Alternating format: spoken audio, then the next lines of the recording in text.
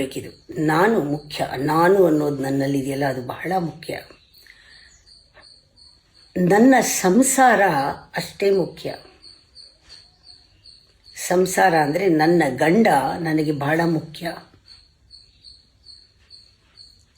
ನನ್ನ ಮನೆ ಬಹಳ ಮುಖ್ಯ.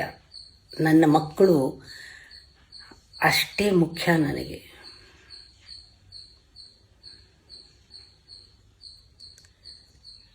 ಅದಕ್ಕಾಗಿ ನಾನು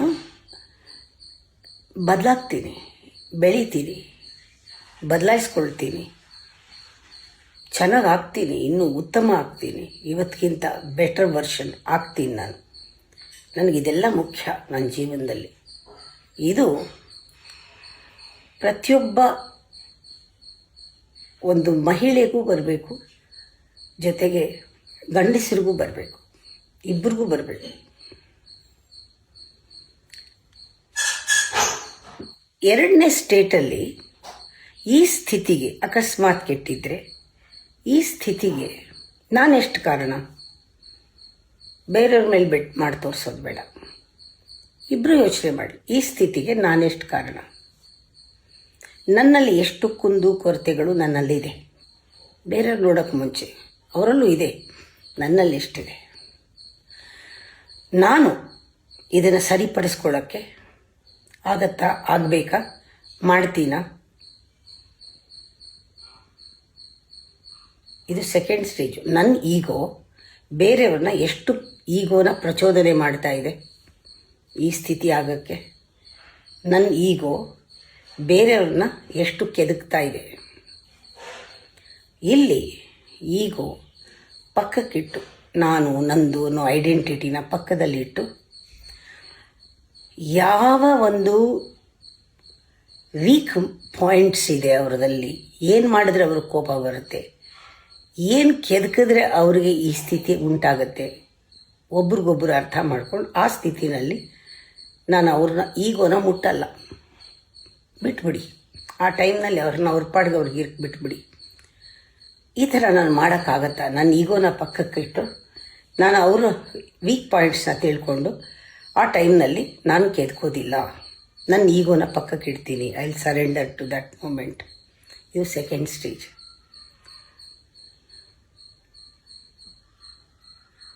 ಮೂರನೇದು ಲಾಸ್ಟ್ ಸ್ಟೇಜ್.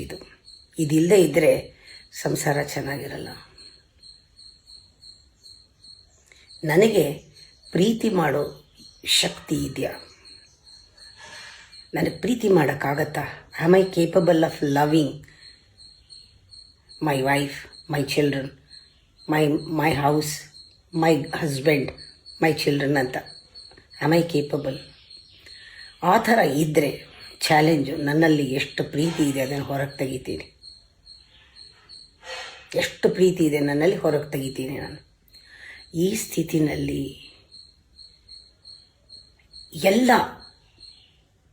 ಎಲ್ಲದನ್ನು ನಾನು ಗೆಲ್ಲಕ್ಕೆ ಸಾಧ್ಯ. ಯಾಕೆಂದರೆ ಪ್ರೀತಿಯಿಂದ ಎಲ್ಲ ಗೆಲ್ಬೋದು ಅಂತಾರೆ.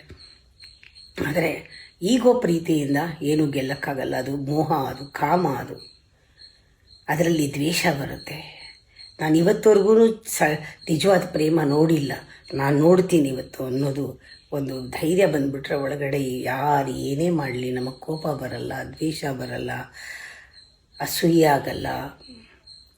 ನಮ್ಮ ಪ್ರೇಮ ಅಷ್ಟೊಂದು ಪವಿತ್ರವಾಗಿರುತ್ತೆ. ಎಂಥವನ್ನೂ ಗೆಲ್ಬೋದು.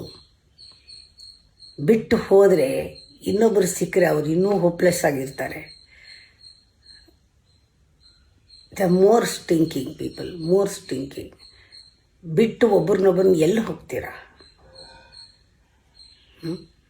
ಯೋಚನೆ ಮಾಡಿ. ಎಲ್ಲರೂ ಸಜೆಸ್ಟ್ ಮಾಡ್ತಾರೆ ಬಿಟ್ಟು ಹೋಗು ಅಂತ. ಅವರನ್ನು ನೋಡ್ಕೋತಾರ? ಯಾರೂ ಬಂದು ನೋಡ್ಕೊಳ್ಳಲ್ಲ. ಇವತ್ತು ಸಜೆಸ್ಟ್ ಮಾಡೋರು ಯಾರ ಮಾತು ಕೇಳಬಾರ್ದು. ಇಲ್ಲಿ ಕೇಳಬೇಕು, ಗೆಲ್ಲಬೇಕು.